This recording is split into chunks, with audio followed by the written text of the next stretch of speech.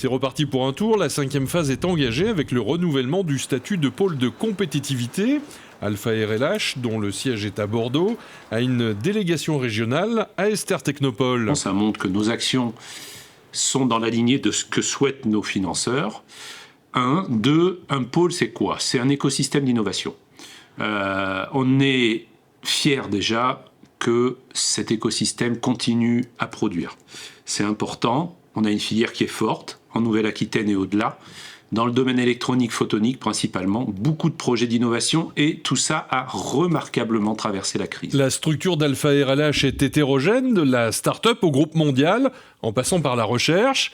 Xlim est à la manœuvre en recherche et innovation. Dans nos partenariats, on a des partenariats avec des startups, des très petites entreprises, mais également dans des grands groupes. Au niveau du pôle, on retrouve aussi ces typologies de taille d'entreprise et puis de laboratoires publics pour avoir tout le fil conducteur de la recherche fondamentale jusque des groupes internationaux qui vont pouvoir distribuer les produits qui vont être développés, issus notamment de la recherche. Alors, chacun arrive à trouver sa place, mais effectivement, pour la recherche, on a besoin on travaille sur un temps long.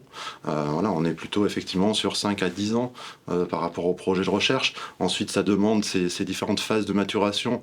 Et là, il y a un relais qui peut être pris par notamment des centres de transfert. Le Grand assure en tant que membre une certaine dynamique. Sa vision mondiale du secteur est une aubaine pour les autres organismes du pôle. Le pôle de compétitivité est vu comme un vecteur d'accompagnement essentiel dans le développement de notre écosystème et dans l'accompagnement de l'open innovation. Alors, le pôle nous nourrit bien évidemment, mais on nourrit aussi le pôle, c'est-à-dire que l'on est présent au niveau du pôle par un animateur donc de domaine d'activité stratégique sur les énergies et le bâtiment intelligent. Par exemple, l'acquisition de Netatmo, avec lequel on a commencé par le développement de projets, puis ensuite une acquisition et maintenant une marque aussi dans le groupe.